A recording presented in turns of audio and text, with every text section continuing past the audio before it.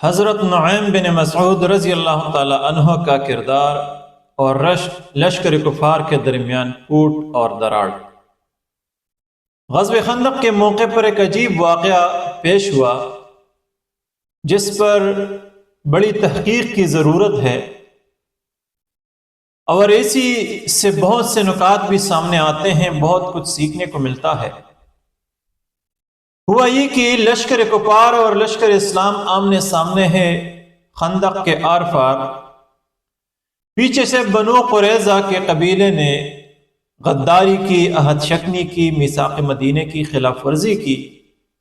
اور مسلمانوں کے خلاف لشکر کفار کا ساتھ دے دیا۔ اب اسی حالت میں مسلمان تھے کہ ہر جانب پریشانی اور مشکلات تھی کہ ایک غیبی امداد شامل حال ہوئی، اور ایک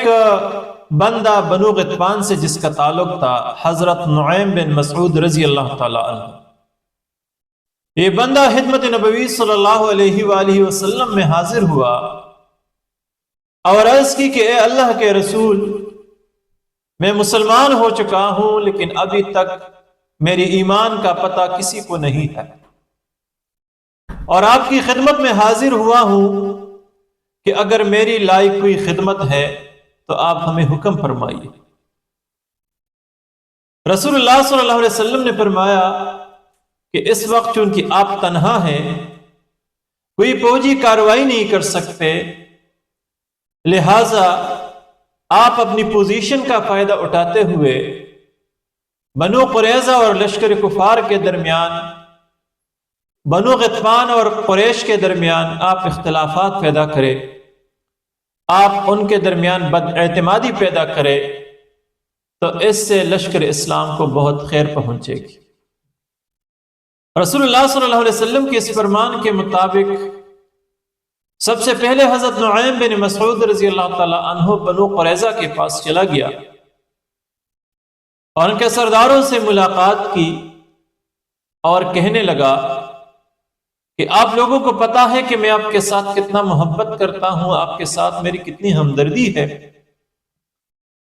آپ کو میری وفاداریوں کا پتہ ہے، میری محبت کا پتہ ہے، میرے رشتے اور تعلق کا پتہ ہے، لیکن جب مجھے پتا چلا کہ آپ لوگوں نے لشکر کفار کا ساتھ دیا ہے اور رسول خدا محمد مصطفیٰ صلی اللہ علیہ وسلم سے میثاق مدینہ کو توڑا ہے، عہد شکنی کی ہے، تو لشکر کفار کے ساتھ آپ نے کون سی شرائط پر یہ اتحاد کیا ہے؟ آپ کو پتا ہونا چاہیے کہ اس وقت مدینے کے اندر پیغمبر اسلام صلی اللہ علیہ وسلم کے قریب آپ کی بستی ہے، آپ کے محلات، باغات اور جائیداد ہے، آپ کے اہل و عیال، خواتین، بچے اور جوان، بوڑھے، سب کچھ یہاں پر ہے، پورا قبیلہ ہے۔ اگر اسی لڑائی میں لشکر کفار کو شکست ہوئی، قریش اور بنو غطفان کو شکست ہوئی، تو وہ یہاں سے چلے جائیں گے، ان کو کسی قسم کا نقصان نہیں پہنچے گا، لیکن آپ کیا کریں گے؟ آپ کو تو عہد شکنی کا جواب دینا پڑے گا، اور آپ کو پتا ہے کہ عہد شکنی کی سزا پھر کتنی سخت ہے۔ جب نعیم بن مسعود رضی اللہ تعالیٰ عنہ کے اس حدشے کو بنو قریظہ نے سنا تو وہ سچ میں بہت فکر مند ہو گئے، اور ان کو اپنی غلطی کا فوراً احساس ہو گیا کہ بے شک نعیم بن مسعود کی بات میں تو وزن ہے، اگر لشکر کفار اپنے مقاصد میں مسلمانوں کے وجود کے خاتمے میں کامیاب نہ ہوئے تو بنو قینقاع اور بنو نذیر کی طرح اب بنو قریظہ کا حشر بھی بہت برا ہوگا۔ پھر نعیم بن مسعود سے وہ کہنے لگے کہ اب اس کا حل کیا ہوگا، اس کی تلافی کیا ہو سکتی ہے، اور مسلمانوں کے عقاب سے، ان کی سزا سے، ان کے انتقام سے ہم کس طرح بچ سکتے ہیں؟ تو حضرت نعیم بن مسعود رضی اللہ تعالیٰ عنہ نے فرمایا کہ آپ ایسا کریں، لشکر کفار سے چند آدمی بطور یرغمال لے لیں اور ان سے کہیں کہ اگر آپ چلے گئے یہاں سے تو پھر ان سے حساب کتاب لیا جائے گا، اور جب تک وہ آپ کو یرغمال نہ دے تو آپ ان کا ساتھ نہ دیں۔ بے شک پھر وہ اپنے عزائم اور اپنے ارادوں میں پھر ان پر آپ اعتماد نہیں کر سکتے۔ پھر وہاں سے حضرت نعیم بن مسعود رضی اللہ تعالیٰ عنہ روانہ ہوا اور لشکر کفار کے پاس آیا۔ سب سے پہلے آپ قریش کے پاس چلے گئے اور ان سے کہنے لگے کہ آپ لوگوں نے بنو قریظہ کے ساتھ مسلمانوں کے خلاف جو اتحاد کیا ہے، اب بنو قریظہ اس پر پشیمان ہے، اور بنو قریظہ پیغمبر اسلام صلی اللہ علیہ وآلہ وسلم کے ساتھ اپنے معاملات اور تعلقات ٹھیک کرانے کے لیے آپ سے وہ اب چند بندوں کو یرغمال کے طور پر مانگیں گے، اور پھر ان بندوں کو مسلمانوں کے حوالے کر کے ان کے ساتھ دوبارہ صلح کریں گے اور میثاق مدینہ کو جوڑیں گے۔ تو لہٰذا اگر وہ آپ سے چند آدمی بطور یرغمال مانگے تو آپ سمجھے کہ ان کی نیت میں فتور ہے، آپ ان پر اعتماد نہ کریں۔ قریش بھی نعیم بن مسعود کی بات سمجھ گئے، کیونکہ نعیم بن مسعود کا قریش کے ساتھ بھی اچھے تعلقات تھے، محبت تھی، رواداری تھی، لہٰذا انہوں نے بھی اس کی بات پر یقین کر لیا۔ پھر اس کے بعد بنو غطفان کے پاس نعیم بن مسعود رضی اللہ تعالیٰ عنہ چلا گیا اور ان سے بھی وہی بات کی جو قریش سے کی تھی کہ بنو قریظہ جو آپ کے اتحادی ہے اب وہ بھی شرمندہ ہے، پشیمان ہے اپنے اس حرکت پر، مسلمانوں کے ساتھ عہد شکنی پر، اور بنو قینقاع اور بنو نذیر کی طرح جو غداری کی سزا ان کو مسلمانوں کے ہاتھوں ملی تھی اب وہ اپنی سزا کو بھی دیکھ رہے ہیں۔ لہذا اس سزا اور انتقام سے بچنے کے لیے اور مسلمانوں کے ساتھ اپنے معاملات ٹھیک کرنے کے لیے وہ اب آپ سے بطور یرغمال چند آدمی مانگیں گے تاکہ ان کو مسلمانوں کے حوالے کر کے ان کے ساتھ تعلقات ٹھیک کریں، لہٰذا آپ ان پر اعتماد نہ کریں۔ بنو غطفان بھی نعیم بن مسعود کی وفاداری، محبت اور تعلق کو دیکھتے ہوئے اس بات پر وہ بھی قائل ہو گئے اور وہ بھی سوچنے لگے کہ اس کی بات میں وزن ہے۔ اس کے بعد لشکر کفار نے بنو قریظہ کے پاس پیغام بھیجا کہ موسم کی سختی کی وجہ سے اور ناہموار ناسازگار ماحول اور جگہ کی وجہ سے ہم مزید اب یہاں پہ پڑاؤ نہیں ڈال سکتے، ہمارے سپاہی اور جنگجو تنگ آ چکے ہیں، لہٰذا ایسا کرتے ہیں کہ ادھر سے ہم اور ادھر سے آپ حملہ کریں تاکہ ہم مسلمانوں پر آگے اور پیچھے سے حملہ آور ہو جائے اور ان کا کام تمام کریں۔ اب مزید ہم تاخیر اور انتظار نہیں کر سکتے۔ بنو قریظہ نے اس کے جواب میں لشکر کفار کے پاس پیغام بھیجا کہ وہ آپ پر اس وقت تک اب مزید اعتماد نہیں کریں گے جب تک بطور یرغمال آپ ان کو چند آدمی حوالے نہ کریں۔ ایسا نہ ہو کہ وہ مسلمانوں پر حملہ کرے اور پھر آپ پیچھے ہٹ کے چلے جائیں گے تو ان کا حشر مسلمانوں کے ہاتھوں پھر بدتر اور خراب ہوگا، لہٰذا آپ ان کو چند آدمی بطور یرغمال دے دیں تاکہ یہ معاہدہ مضبوط اور یقینی ہو۔ لشکر کفار نے جب اس کی یہ بات سنی تو ان کو نعیم بن مسعود رضی اللہ تعالیٰ عنہ کی بات یاد آ گئی کہ نعیم تو ٹھیک کہہ رہا تھا، یہ تو غداری کر رہے ہیں بنو قریظہ۔ اس کے جواب میں لشکر کفار قریش اور غطفان نے بنو قریظہ کو جواب بھیجا کہ وہ ان کو کسی بھی صورت کسی بھی قیمت اپنے آدمی یرغمال نہیں ہونے دیں گے، لہٰذا بغیر اس شرط کے اپنے مفادات کی خاطر، اپنی بقا کی خاطر مسلمانوں پر پیچھے سے حملہ آور ہو جائے اور لشکر کفار آگے اور سامنے سے حملہ کریں گے۔ لیکن بنو قریظہ نے کہا کہ نہیں، اب ہم مزید آپ کے ساتھ تعلق یا یہ رشتہ یا یہ اتحاد باقی نہیں رکھ سکتے جب تک آپ ان کو بطور یرغمال چند آدمی حوالے نہ کریں، اور اسی کے نتیجے میں ان کے درمیان یہ اتحاد ٹوٹ گئی اور بالآخر لشکر کفار کو ناکامی کا سامنا کرنا پڑا۔ ایک عجیب واقعہ ہے سیرت النبی صلی اللہ علیہ وسلم کے سیرت کے ان واقعات میں سے، اور اس سے آج امت مسلمہ کو بہت کچھ سیکھنے کو ملے گا، خصوصاً ان کا جو خفیہ ایجنسیاں ہیں ان کے لیے حضرت نعیم بن مسعود رضی اللہ تعالیٰ عنہ کے کردار میں بہت سی یا رسول اللہ صلی اللہ علیہ وسلم کے احکامات میں اسی موقع پر بہت کچھ موجود ہے سیکھنے اور اسباق لینے کے لیے، اور دنیا اس سے استفادہ کر بھی رہی ہے۔ چند اسباق میں سے چند یہ ہے، ان اسباق میں سے چند یہ ہے: نمبر 1، اطاعت رسول۔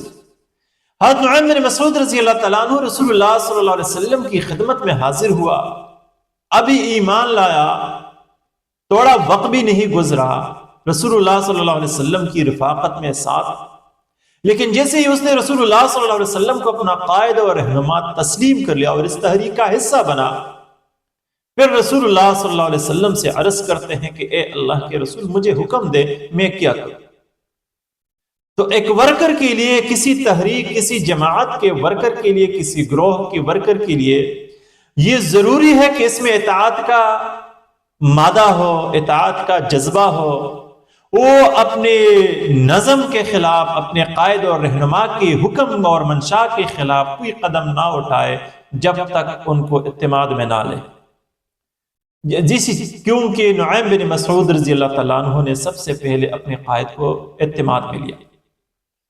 پھر آپ دیکھتے ہیں رسول اللہ صلی اللہ علیہ وسلم حضرت نعیم بن مسعود رضی اللہ تعالیٰ عنہ سے اس کی صلاحیت کے مطابق کام لیتے ہیں کہ اس وقت وہ کیا کچھ کر سکتا ہے، اور اسی کی صلاحیت کے مطابق اس کو ذمہ داری دیتا ہے۔ تو دوسری بات اس سے یہ ہے کہ قائد کے لیے ضروری ہے، رہنما کے لیے ضروری ہے، سربراہ کے لیے ضروری ہے کہ وہ اپنے ماتحتوں سے ان کی صلاحیت کے مطابق کام لے لے۔ اگر اس کی صلاحیتوں کے برعکس یہ لوگ ان سے کام لیتے ہیں تو نتیجے میں اپنی تحریک اور اپنے ورکر کو ضائع کرتے ہیں۔ تیسری بات اس میں یہ ہے کہ حضرت نعیم بن مسعود رضی اللہ تعالیٰ عنہ اپنے قائد اور رہنما رسول اللہ صلی اللہ علیہ وسلم کے بتائے ہوئے حکم کے مطابق اقدام اٹھاتا ہے، بنو قریظہ، قریش اور غطفان کے پاس جاتا ہے اور ان کے درمیان بد اعتمادی پیدا کرتا ہے۔ تو تیسری بات یہ ہے کہ اپنے قائد، اپنے سربراہ، اپنے رہنما کی اطاعت میں خیر ہے،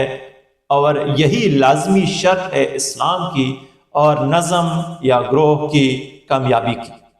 کہ آپ قائد کی اطاعت کریں۔ ایک اور بہت بڑا نقطہ اس میں یہ ہے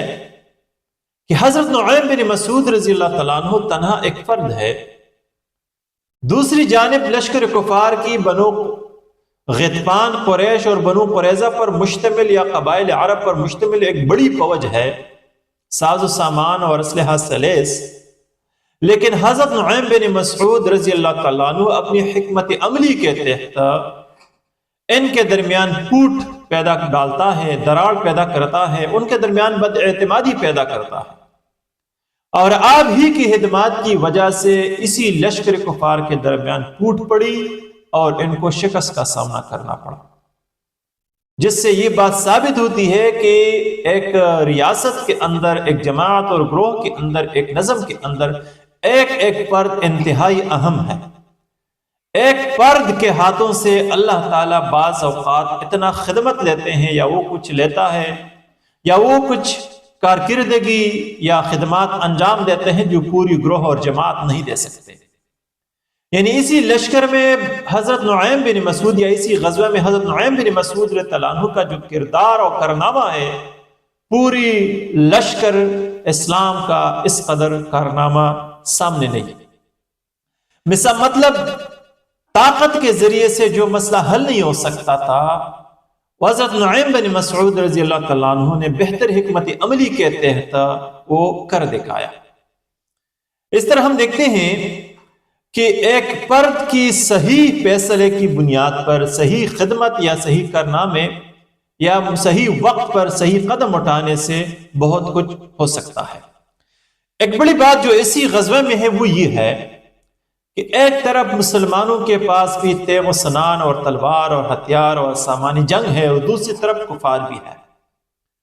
لیکن اسی جنگ میں جو حضرت نعیم بن مسعود رضی اللہ تعالیٰ عنہ کی حکمت عملی اور اقدام کی وجہ سے جو نفسیاتی جنگ لڑی گئی اور لشکر کفار کے جو نفسیات متاثر ہو گئے، جو ذہنی طور پر متاثر ہو گئے، وہ بہت زیادہ کارآمد ثابت ہو گئی، متاثر کن ثابت ہو گئی بجائے جنگی اسلحہ کے۔ مطلب یہ ہے کہ بعض اوقات لڑائی کے دوران ہتھیاروں سے وہ جنگ نہیں جیتی جا سکتی جس قدر نفسیاتی اور ذہنی طور پر جنگ سے جیتی جاتی ہے، جو غزوہ احد، غزوہ خندق کے موقع پر سامنے آ گئی۔ اور آج بھی یہی سامراجی طاقتیں ہیں کہ وہ اس میڈیا کے ذریعے سے، پروپیگنڈے کے ذریعے سے نفسیاتی جنگ لڑتے ہیں، اور اکثر وہ اپنے مد مقابل کو نفسیات کے میدان پر ذہنی طور پر شکست دیتے ہیں، اور جب وہ نفسیاتی اور ذہنی طور پر شکست سے دوچار ہو جاتے ہیں تو ان کے اعصاب بھی جواب دے کر وہ جسمانی طور پر اسلحے کی میدان میں اور جنگ کے میدان میں پھر شکست کا سامنا کرتے ہیں۔ ایک بڑی نکتہ اس میں یہ ہے، اسی حضرت نعیم بن مسعود رضی اللہ تعالی عنہ کے اس خدمت میں کہ آپ نے کلمہ پڑھا، رسول اللہ صلی اللہ علیہ وسلم پر ایمان لے آئے، ابھی آپ نے ایک نماز بھی نہیں پڑھی تھی، روزہ بھی نہیں رکھا تھا، صدقات اور خیرات بھی نہیں کی تھی، ذکر و اذکار بھی نہیں کی تھی، اور ڈائریکٹ میدان میں نکلے، چونکہ میدان تھا جنگ کی، اور اسی جنگی میدان میں پھر آپ نے تلوار بھی نہیں اٹھائی، تیغ و سنان بھی نہیں اٹھائی، کوئی قتل و قتال کی نوبت بھی نہیں آئی، زحم بھی نہیں کھائی آپ نے، نہ کہ آپ نے کسی کو قتل کیا تھا، بلکہ زبان کے ذریعے سے، اپنی حکمت عملی کے ذریعے سے یہ بہت بڑا کارنامہ سر کیا، جس سے یہ بات ثابت ہوتی ہے کہ ایک مسلمان کے لیے ضروری ہے کہ وہ صحیح وقت پر صحیح فیصلہ کرے،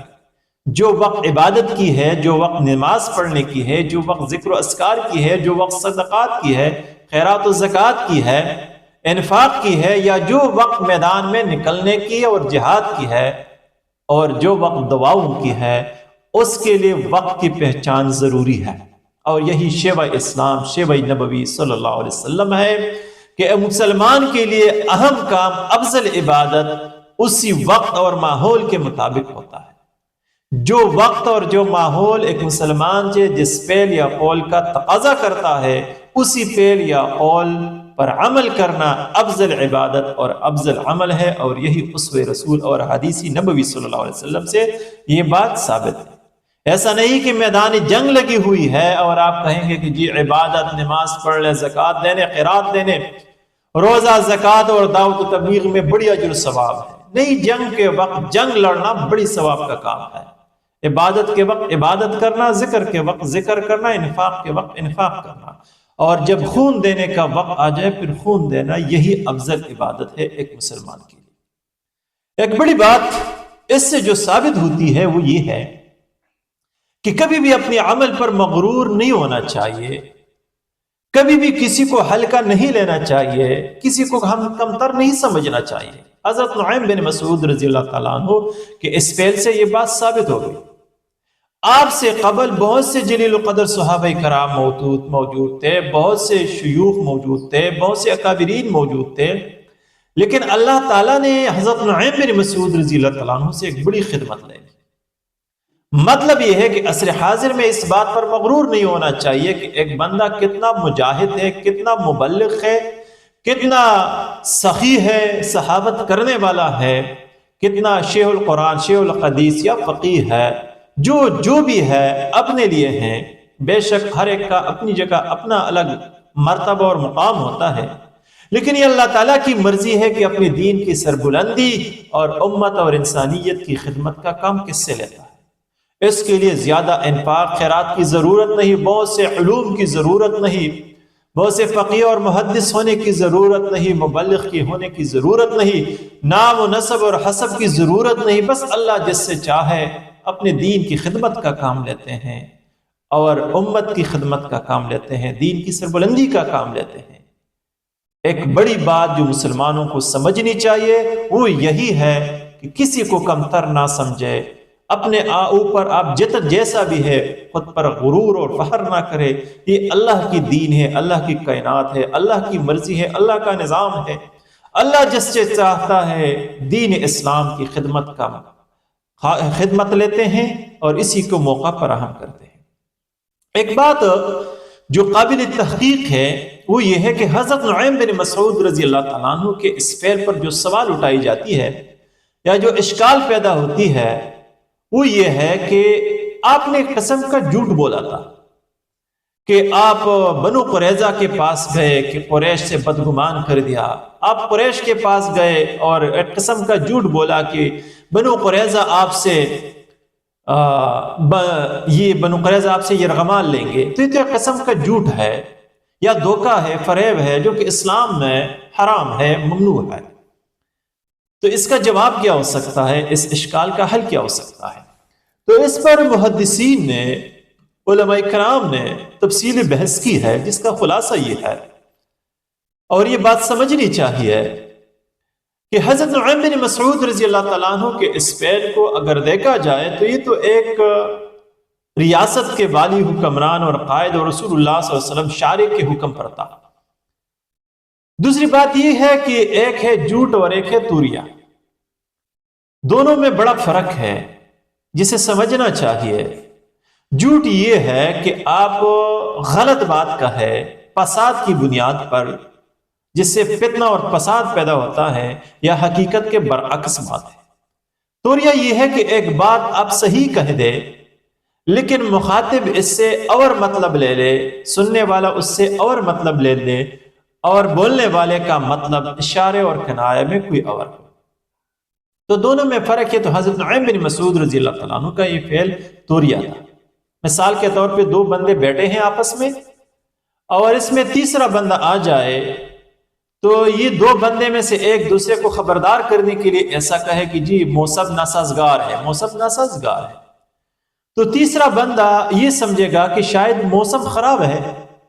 لیکن کہنے والے کا مطلب یہ ہے کہ جو تیسرا ہمارے ساتھ بیٹھ گیا یہ قابل اعتماد اور قابل بھروسہ نہیں ہے، لہٰذا ہمیں باتوں میں احتیاط کرنی چاہیے. مطلب یہ ہے کہ بولنے والے کا مقصد اور ہو اور سننے والا اور مقصد لے لے، اس کو توریہ کہتے ہیں. تو حضرت نعیم بن مسعود رضی اللہ تعالیٰ عنہ کا یہ فعل یہ توریہ تھا، نہ کہ جھوٹ. ایک اور بات اس میں یہ ہے کہ ایک ہے دھوکہ اور دوسرا ہے خدشہ ظاہر کرنا. دھوکہ کسی کے ساتھ مکر و فریب کے ساتھ، دجل کے ساتھ ان کو دھوکہ دینا، ان کو گمراہ کرنا. اور خدشہ یہ ہے کہ آپ اپنے خدشات ظاہر کریں، خوف ظاہر کریں کہ ایسا ہونے کا خطرہ ہے. مثال کے طور پہ آپ نے کہا حضرت نعیم نے بنو قریظہ سے کہ اگر قریش چلے جائے تو آپ کا انجام کیا ہوگا، آپ کا پوچھنے والا کون ہے. اور یہ بات تو ٹھیک تھی کہ جب لشکر کفار بھاگ گئی تو بنو قریظہ تنہا رہ گیا، اور جب مسلمانوں نے ان کے خلاف اقدام کی تو پھر ان کا پوچھنے والا، ان کا تحفظ کرنے والا، ان کا مددگار کوئی نہیں تھا، اور مسلمانوں کے انتقام کا ان کو چکنا پڑا. تو یہ ایک خدشہ تھا جو آپ نے ظاہر کی، نہ کہ دھوکہ تھا آپ نے ان کو مس گائیڈ کی، بلکہ ان کو مستقبل کے حوالے سے حالات بیان کی. ایک اور ہے فساد اور دو ہے دفع فساد. جھوٹ لوگ یا مکر و فریب یا دجل لوگ اس لیے کرتے ہیں کہ اس کی وجہ سے فساد پیدا ہو جائے. اور ایک ہے فساد کو دفع کرنا. تو حضرت نعیم بن مسعود رضی اللہ تعالیٰ عنہ کے اس فعل سے فساد دفع ہو رہا تھا. اگر جنگ ہوتی تو اس میں بہت سے لوگ زخمی ہوتے، بہت سے لوگ مر جاتے، شہید ہو جاتے، لیکن آپ کے اس فیصلے کی وجہ سے جنگ نہ ہوئی اور قتل و قتال یا آمنے سامنے لڑائی کی نوبت نہ آئی. تو یہ قسم کے فساد ختم کرنے کا، خونریزی ختم کرنے کا ایک ذریعہ تھا. اور بعد کے حالات نے ثابت کر دی کہ حضرت نعیم بن مسعود رضی اللہ تعالیٰ عنہ کا فعل یا بات ٹھیک تھی. اسی طرح اسلام میں رسول اللہ صلی اللہ علیہ وسلم کے فرمان کے مطابق، ارشادات کے مطابق بعض استثنائی صورتیں ہیں اسلام کے اندر، کیونکہ اسلام میں لچک ہے. تو وہ اسی استثنائی صورتوں میں آپ جھوٹ بول سکتے ہیں. مثال کے طور پہ رسول اللہ کا فرمان ہے الحرب خدعۃ، جنگ چال کا نام ہے. جتنا آپ کی حکمت عملی اور چال مضبوط ہو آپ کی فتح یقینی ہوگی. تو یہ قسم کی جنگی چال تھی جو جنگ کے دوران فسادات سے، خون خرابے سے، خون ریزی سے بچنے کا ایک ذریعہ تھا. تو جنگی حکمت عملی کہتے ہیں، اور فسادات کو دفع کرنے کے لیے آپ ایسا کر سکتے ہیں، توریہ استعمال کر سکتے ہیں، خدشات ظاہر کر سکتے ہیں، یا کسی نہ کسی طرح سے مخالف کو آپ دفع کر سکتے ہیں. اسی طرح ہم دیکھتے ہیں کہ رسول اللہ صلی اللہ علیہ وسلم کا فرمان ہے، مثال کے طور پہ دو مسلمانوں کے درمیان اگر آپ صلح کرنا چاہے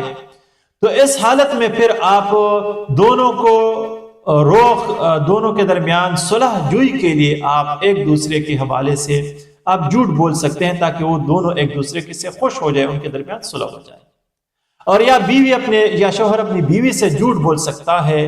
اگر سچ بولنے میں خطرات ہو، خدشات ہو، مشکلات ہو، تو رسول اللہ صلی اللہ علیہ وسلم نے اجازت فرمائی تھی۔ بہرحال یہ تو ایک ضمنی بات آ گئی جو حضرت نعیم بن مسعود رضی اللہ تعالیٰ عنہ کی کردار اور آپ کی اس طریقہ کار سے، حکمت عملی سے ہم سیکھ سکتے ہیں۔ خلاصہ کلام یہ کہ حضرت نعیم بن مسعود رضی اللہ تعالیٰ عنہ بے شک ایک فرد تھا، تنہا تھا، لیکن آپ کی خدمات کی وجہ سے اور نظم اور قائد اور سربراہ کی اطاعت کی وجہ سے اور آپ کی صحیح وقت پر درست فیصلے کی وجہ سے بہترین حکمت عملی کے تحت آپ نے پوری لشکر قریش، پوری قوم کی سوچ تبدیل کر دی، پورے لشکر کو ایک نفسیاتی اور ذہنی شکست سے دوچار کر دیا اور مسلمانوں کو ایک عظیم فتح نصیب ہو گئی، لشکر اسلام کامیاب ہو گئی۔ رب کائنات سے دعا ہے کہ ہمیں سیرت النبی صلی اللہ علیہ وسلم کو سیکھنے، سمجھنے اور اس پر عمل کی توفیق عطا فرمائے۔ وآخر دعوانا ان الحمد للہ رب العالمین۔